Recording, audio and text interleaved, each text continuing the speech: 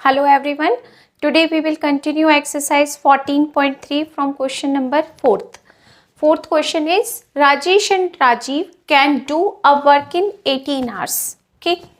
They work together for 8 hours. अगर साथ में ये दोनों काम करते हैं तो उसके बीच में राजेश वर्क को छोड़कर चला जाता है. बीच में से किसी ने काम को छोड़ दिया, ऐसे ही राजेश ने उस काम को बीच में छोड़ दिया. तो जो बीच में काम उसने राजेश ने छोड़ा है तो राजीव उस काम को कितने टाइम में कंप्लीट करेगा. दोनों ने मिलकर 8 आवर्स में सोचा करते हैं, लेकिन उसी बीच में इसने छोड़ दिया, तो जो बचा हुआ काम था वो राजीव अकेले कितना करेगा. बट राजीव अकेले इसी काम को जो दोनों ने मिलकर 8 आवर्स में किया है वो इसको राजीव अकेले 27 आवर्स में कंप्लीट कर सकता था. ओके, तो आपको ये बताना है जो बचा हुआ काम है वो राजीव ने कितने टाइम में कंप्लीट किया. ओके, तो यहाँ हम लिखते हैं given both worked by both worked तो सेकेंड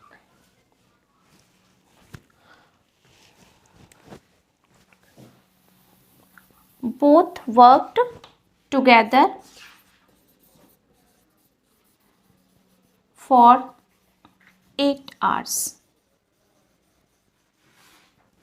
यही तो दिया है, दोनों मिलकर इस काम को 8 आवर्स में कंप्लीट करते हैं. Both work together for 8 hours. Part of worked आप लिखें part of worked in 8 hours by both is equal to 8/80. Part of worked in 8 hours by both.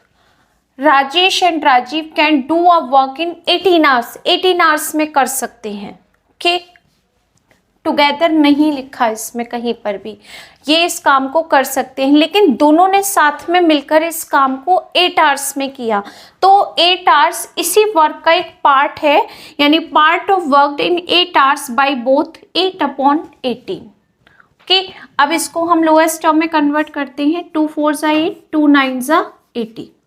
Okay, ये हो गया 4/9. Next part of worked left to complete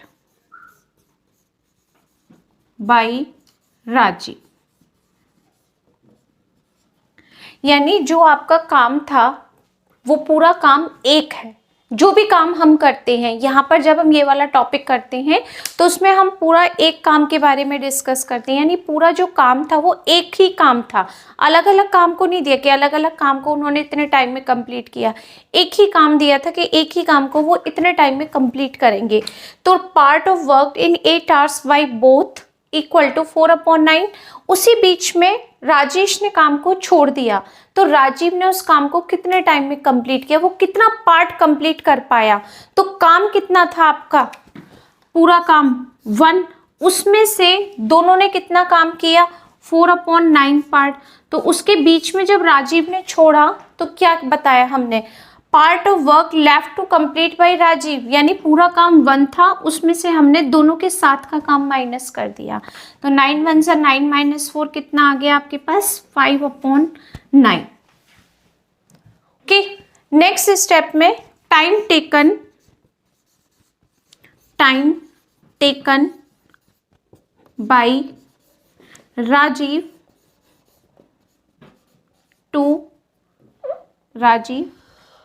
to complete a full work equal to 27 hours. यहाँ लिखा है. यानी time Rajiv अगर इस काम को पूरे काम को अकेले करता है तो वो 27 आवर्स लेता है. ठीक है, अब आपको बताना है इसमें टाइम टेकन, उसने ये काम कितने टाइम में कंप्लीट किया. अगर अकेले करता तो इतने टाइम में करता, और बचा हुआ काम राजीव अब कितने टाइम में कंप्लीट करेगा बचा हुआ काम. ओके, तो हम लिखेंगे यहाँ पर time taken, sorry second, time taken by Rajeev to complete a 5/9, बचा हुआ पार्ट ये है 5/9 ऑफ अ वर्क कि कितने टाइम में कंप्लीट करेगा 5/9 टाइम, और अकेले करता तो कितने टाइम में करता 27 आवर्स में। 9 3 ज़ा 27, 5 3 ज़ा 15, यानी वो अकेले इस काम को, जो बचा हुआ काम है वो अकेले इस काम को 15 आवर्स में कंप्लीट कर पाएगा। ओके, तो इसमें टेबल नहीं बन सकती थी, इसलिए मैंने इसको इस तरीके से सॉल्व किया। Okay, next question 5, A can complete a work in 10 days, okay, while B can do it 15 days if, यानी A अकेले इस काम को 10 days में कर सकता है, B अकेले इस काम को 15 days में कर सकता है। if E and B for together 1/3 worked for 3 days and B left it, अकेले अकेले इस काम को इतने दिन में कर सकते हैं, यानी मैंने यहाँ टेबल बनाई है डेज ऑफ वर्क, यानी अगर ये ए इस काम को करता है 10 days में तो 1 day में कितना वर्क करेगा कंप्लीट 1/10। बी अकेले इस काम को करता है 15 days में तो अकेले करेगा 1/15। दोनों मिलकर इस काम को कितने टाइम में कंप्लीट करते हैं, तो हम यहाँ लिखेंगे 1/10 + 1/50, दोनों का 1 day का वर्क होगा। अगर आप इसका एलसीएम लेते हैं तो कितना आएगा 30, 10 3 ज़ा 30, 3 और यहाँ हो गया 2, यानी ये हो गया 5/30। इसको हम क्या लिख सकते हैं 1/6, यानी दोनों मिलकर इस काम को एक दिन में 1/6 पार्ट कंप्लीट कर सकते हैं, दोनों मिलकर एक दिन का काम। ठीक है, अब उसने कहा कि इफ़ ए एंड बी, अभी तो जो यहाँ सिचुएशन थी वो हमने बताई है सिर्फ यहाँ तक, ठीक है, यहाँ तक हमने सॉल्व किया। अब उसने कहा if A and be worked for 3 days, कि अगर ए और बी दोनों साथ में कितना काम कर सकते हैं 3 दिन के लिए कर सकते हैं, then B left it, B छोड़ के चला गया बीच में, find the number of days that A will take it to complete the remaining work, तो बचा हुआ जो काम है वो ए कितने टाइम में कंप्लीट कर सकता है। तो यहाँ पर कुछ कंडीशंस थी हमारे पास, तो मैंने टेबल ड्रॉ कर दी, इससे पहले वाले क्वेश्चन में नहीं थी तो वहाँ नहीं की। ओके, अब हम इसको कंप्लीट करते हैं। ये आप लिख सकते हो कैलकुलेशन, तो मैं यहाँ से ये रफ करके इस टेबल को कंप्लीट कर देती हूँ कि 1 day वर्क हो गया। So A and B complete work in 6 days। अगर ये दोनों साथ में वर्क को कंप्लीट करते हैं तो 6 days में कंप्लीट कर देते हैं, लेकिन 1 day वर्क 1/6, तो नंबर ऑफ डेज हम काउंट करते हैं तो इसी का रेसिप्रोकल हो जाएगा, तो हमें नंबर ऑफ डेज मिल जाएगा। ओके, करते हैं ना 1/1 day वर्क, तो 1/1 day वर्क 1/6, रेसिप्रोकल हो गया तो 6 days, यानी हमें मिल गया कि दोनों ने साथ में मिलकर इस काम को 6 days में कंप्लीट कर दिया। Okay, then part of work alone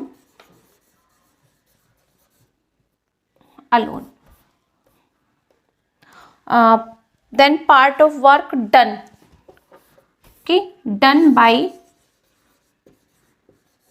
A and B together, A and B together in 3 days equal to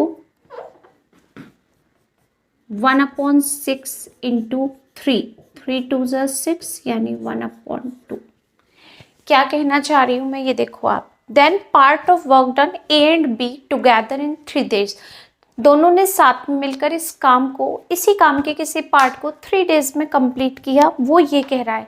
calculation 1/6 कह रही है और आपको कह रहा है वो 3 डेज में, यानी वो कह रहा है कि दोनों ने साथ में मिलकर इस काम को 3 डेज में कंप्लीट किया और हमने कहा 1 डे में उन्होंने 1/6 पार्ट कंप्लीट किया। ओके, दोनों ने साथ में मिलकर, तो आपने 1/6 इंटू 3 किया, 3 2 6, तो 1/2 पार्ट हमने कंप्लीट कर दिया। Okay, next remaining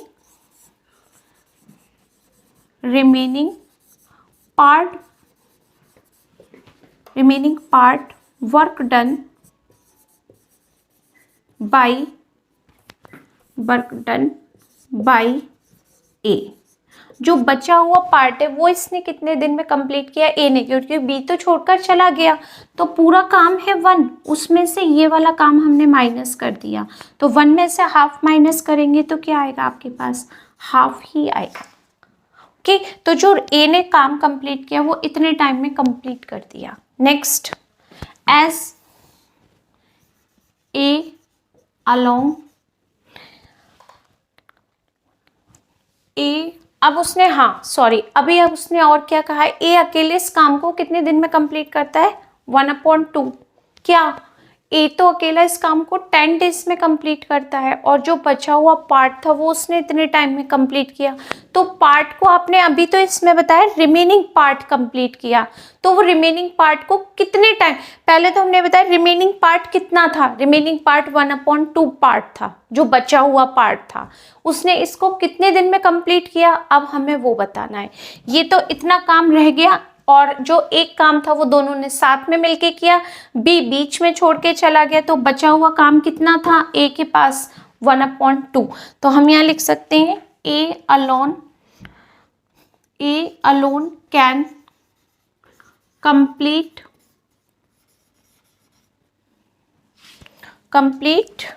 a work in 10 days, complete a work in 10 days,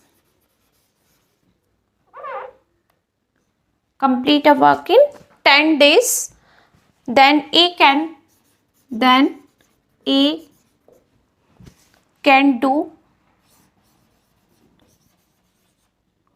complete, कितना पार्ट बचा है आपके पास? Half part, complete half of work. अब आप समझना, ए अकेले इस काम को 10 डेज में कर सकता है, लेकिन आपका वर्क कितना बचा है? हाफ वर्क बचा है अभी भी, तो वो इस काम को कितने दिन में, पूरे काम को तो 10 दिन में करता है वो कंप्लीट, लेकिन अगर आपके पास हाफ पार्ट ही बचा है काम का, तो वो इसको कितने टाइम में कंप्लीट कर देगा? 1/2 इंटू 10 इक्वल टू 5, यानी वो बचे हुए काम को 5 डेज में कंप्लीट कर देगा। ओके, ये आपका हो गया answer. Okay, next question 6 number, A B and C can do a piece of work in 15, 12 and 20 days respectively, यानी ए ने इस काम को कितने दिन में कंप्लीट किया? 15 डेज में, 1 डे वर्क 1/15, बी ने इस काम को कंप्लीट किया 12 डेज में, 1 डे वर्क 1/12, एंड सी ने वर्क कंप्लीट किया 20 डेज में, थर्ड वर्क, ये 1 डे वर्क हो गया 1/20। Okay, respectively they started the work together, ये साथ में वर्क करेंगे। किस तरीके से करेंगे कि, लेकिन सी बीच में छोड़कर चला गया 2 दिन के बाद, सी लेफ्ट आफ्टर 2 days, 2 दिन के बाद उसने काम को छोड़ दिया। In how many days will the remaining work be completed by A and B, तो बचा हुआ काम ए और बी कितने टाइम में कंप्लीट करेंगे? ठीक है, थोड़ा सा डिफरेंट है क्वेश्चन, तो यहाँ पर हम कुछ इस तरीके से करेंगे, पहले ए और बी का भी निकालेंगे क्योंकि लास्ट में ए और बी ही इस काम को कंप्लीट करेंगे। सी बीच में छोड़कर जाएगा, इसलिए सी को भी लेना ज़रूरी है क्योंकि साथ में मिलकर काम करना है, तो कुछ इस तरीके से हमने टेबल बनाई है। ए प्लस बी, 1 डे वर्क कितना है ए प्लस बी का? 1/15 प्लस 1/12, 15 4 ज़ा 60। ओके, तो यहाँ पर आ जाएगा अपने पास, अगर हम एलसीएम लेते हैं 1/15 प्लस 1/12, तो यहाँ पर हो गया 60, 4 + 5 60, ओके, 9/60, तो जिसको हम लिख सकते हैं 3 3 = 9 अपॉन 3 2 = 6, यानी हम इसको 3/20 भी नोट कर सकते हैं वन डे वर्क। 3/20 इसका वन डे वर्क हमने यहाँ टोटल यहाँ रफ करा और इसको मैंने यहाँ लिख दिया। अब हमें सी का कैलकुलेट करना है कि सी का वन डे वर्क कितना होगा। तो क्या करें, 2 के प्लस 2 का तो हम ऑलरेडी कैलकुलेट कर चुके हैं, उसमें सी को प्लस कर दो या आप तीनों को एक साथ प्लस कर दो, एक ही बात है। 1/15 + 1/12 + 1/20, अगर आप इसका कैलकुलेशन करो तो कितना आएगा 60, इसका भी 60 आएगा। 15 4 = 60, 12 5 = 60, 23 = 60, 9 10 11 12 12/60, जिसको हम क्या लिख सकते हैं 1/5 लिख सकते हैं। ओके, 12 5 = 60 होते हैं, तो हम इसको लिख सकते हैं 1/5। ये हो गई हमारी यहाँ पर टेबल कंप्लीट कि हमने इतना वर्क कंप्लीट किया कि हमने टेबल के बेस पर ये सब बना दिया था। ओके, अब हम इसे कंप्लीट करते हैं। Part of work done by 3 of them in 2 days। Third person तो छोड़ के सी तो चला जाता है, यानी part of work done by 3 of them in 2 days। 2 days के बाद थर्ड पर्सन अगर काम छोड़कर चला जाता है तो ए और बी के पास कितना काम रहेगा। अभी तीनों ने मिलकर एक दिन में 1/5 वर्क कंप्लीट किया, तो देन 2 days हम इसको लिख सकते हैं 2 × 1/5 = 2/5। Okay, next part of work left, तीनों ने मिलकर इस काम को इतने दिन में किया, तो 2 days के लिए भी बताना था, तो left to be finished by A and B. अब बचा हुआ काम जो है वो ए और बी कितने टाइम में कंप्लीट करेंगे, तो पूरा काम क्या है आपके पास 1 मिनट से तीनों का काम कितना था 2/5, 5 - 2 यानी ये हो गया 3/5, यानी ए और बी जो भी काम ए और बी के लिए बचा है वो 3/5 पार्ट बचा है, क्योंकि पूरा काम 1 था, 2/5 पार्ट तीनों ने साथ में मिलकर किया था, तो वो बचा हुआ जो रह गया दोनों के लिए, जो दोनों को मिलकर कंप्लीट करना है, वो कितना रह गया आपके पास 3/5 रह गया। अब आपको बताना है A and B can complete the work in 20 ये, ठीक है। अभी ये जो हमारे पास काम है ए और बी का मिल करके वो 3/20 है, वो 1 डे वर्क है। अगर हम उसका नंबर ऑफ डेज वर्क निकालना चाहेंगे तो इसका रेसिप्रोकल हो जाएगा, क्योंकि 1/1 डे वर्क होता है, तो ये हो जाएगा 20/3। Okay, A and B complete the work,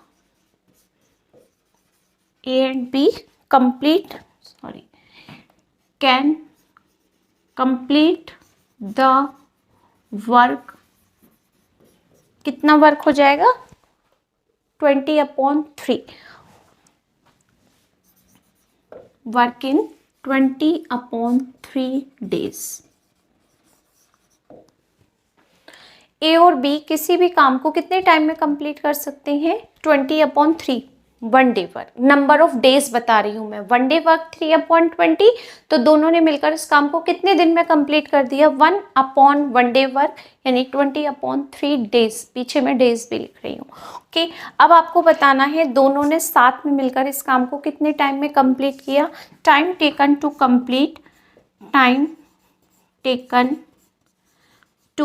complete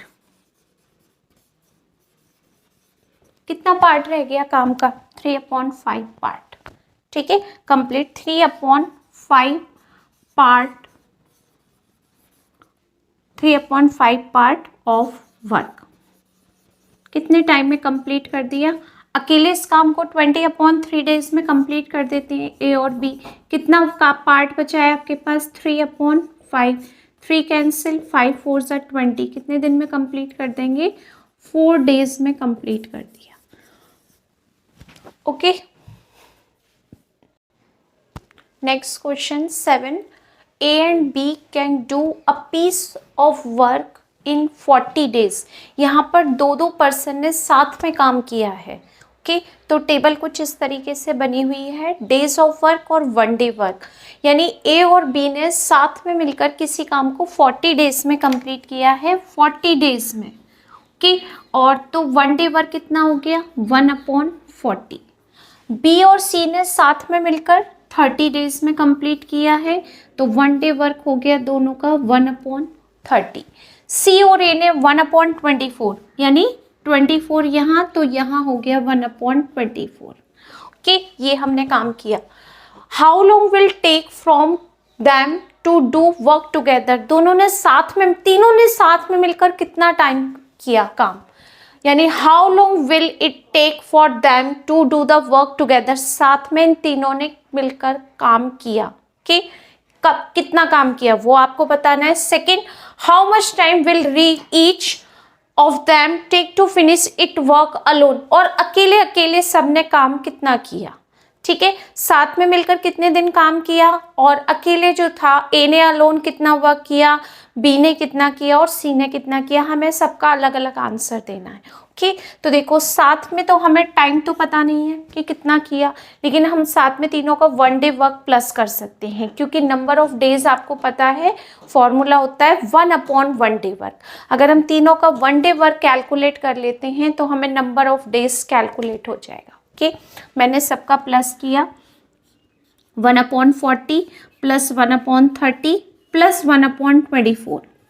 अब आप ध्यान से देखो कि जब मैं इसे कैलकुलेट कर रही हूँ, तीनों का 1 डे वर्क प्लस कर रही हूँ, तो क्या हर नंबर 2 बार नहीं आ रहा? a plus B plus C, A plus C. A भी 2 बार है, बी भी 2 बार है और सी भी, और सबका 1 डे वर्क है ज्वाइनिंग में। तो हमें यहाँ क्या करना है? 1/2 से भी मल्टीप्लाई करना है, क्योंकि हर नंबर 2 बार आ रहा है। हर पर्सन साथ में काम कर रहा है। ए बी के साथ भी काम कर रहा है तो ए सी के साथ भी काम कर रहा है। बी अगर ए के साथ काम कर रहा है तो बी सी के साथ भी काम कर रहा है। यानी एक ही पर्सन 2 जगह है, तो 1/2 से मल्टीप्लाई कर दिया। ओके, आपने जब यहाँ कैलकुलेशन देखी तो हमारा एलसीएम आएगा 120, क्योंकि 24 5 सा 120 होते हैं। ओके, और 4 और 3 की टेबल में 120 है। 1/2 आपका सेपरेट रहेगा। ये 45 3 टाइम्स हो गया। ओके, 3 4 सा और ये 5 क्या आ गया हमारा मल्टीप्लाई करके यहाँ पर 1/2 इंटू 9/120, सॉरी 12, यहाँ 12 है, 12/120। 10 2 ज़ा 20, यानी यहाँ आ गया 1/20। तीनों ने साथ में मिलकर कितना वर्क कंप्लीट किया? 1/20। ओके, अगर आपको निकालना है time taken by all them the finish the work, तो आप कैसे बताएंगे इसमें कितना वर्क किया इन्होंने? इसमें finish the work 20 days. Change करती हूँ मैं ज़रा पेन।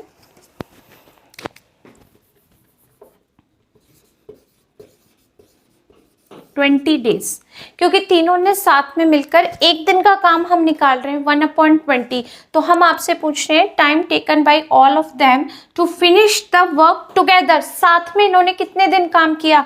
1/1 day work. तो 120 रेसिप्रोकल हो गया, 20 डेज आ गया। 1 day work of A alone. A ने अकेले कितना काम किया? तो तीनों ने साथ में मिलकर कितना काम किया? 1/20 किया। अब आप यहाँ पर ध्यान से देखना है, ए ने अकेले कितना काम किया, तो तीनों के टोटल में से हम किसका टोटल माइनस करेंगे? जिसमें ए नहीं है, यानी इस टर्म में ए नहीं है। देखो आप ध्यान से, 3 का टोटल कितना है? ए प्लस बी प्लस सी का 1 डे वर्क कितना है? 1/20। अगर हमें ए का वर्क निकालना है तो बी और सी माइनस करना पड़ेगा। तो हमें वो टाइम देखना है, वो साथ देखना है जिसमें ए है ही नहीं, इसमें ए नहीं है। तो हमें क्या करना है, इनका 1 डे वर्क माइनस करना है 1/30। तो मैंने इसमें से 1/30 को माइनस किया। ओके, एलसीएम लिया, कितना आ गया आपके पास 6, 23 सा ये हो गया, और यहाँ हो गया 3 2 सा, तो ये हो गया 1/60। ठीक है, यहाँ पर हम ये लेकर आ गए। अब आप लिखोगे टाइम टेकन जो हमने यहाँ लिखा था, by A alone can do the work equal to 60 days. यानी जो ए है वो अकेले इस काम को 60 डेज में कंप्लीट कर सकता है। ओके, नेक्स्ट है आपके पास में B, 1 day work of B alone. अब आपको ये देखना है बी का काम निकालना है, तो बी का काम निकालने के लिए हमें किसके पास जाना पड़ेगा, जिसमें बी हो ही नहीं, यानी ए और सी में बी नहीं है। तो हमें पूरे 1 डे वर्क, तीनों का टोटल 1 डे वर्क क्या है 1/20, उसमें से हमें ए और सी, ए प्लस सी का ये माइनस करना है, तभी तो आप बी का वर्क कैलकुलेट कर पाओगे, क्योंकि इसमें बी नहीं है। तीनों के टोटल में से इसको ए और सी कट गया तो बी का आ गया आपके पास, माइनस करेंगे। ओके, इसका एलसीएम कितना आएगा, इसका 120, 26 और ये 5, तो ये हो गया 1/120। ठीक है, ठीक है, तो बी ने अकेले इस काम को कितने दिन में कंप्लीट किया 1/20, सॉरी अभी तो 1/, ये रहेगा आपके पास में। हम क्या निकालेंगे यहाँ पर 1 डे वर्क, तो हमने इसका निकाल दिया। अब हम लिखेंगे यहाँ पर time taken by B alone can do the work equal to, इसका रेसिप्रोकल हो गया 120 डेज हो गया। ओके, मैं यहाँ से थोड़ा सा रफ कर देती हूँ ये वाला पार्ट, क्योंकि कैलकुलेशन हमने की हुई है सारी, तो इसकी कैलकुलेशन हमारे पास 1/20 है, मैं यहाँ लिख दे रही हूँ। ठीक है, रफ कर दे रही क्योंकि स्पेस की रिक्वायरमेंट है। अब हमें निकालना है सी के लिए। ठीक है, तो अब हम किसका निकालते हैं, सी का वर्क निकालते हैं। 1 day work of C alone,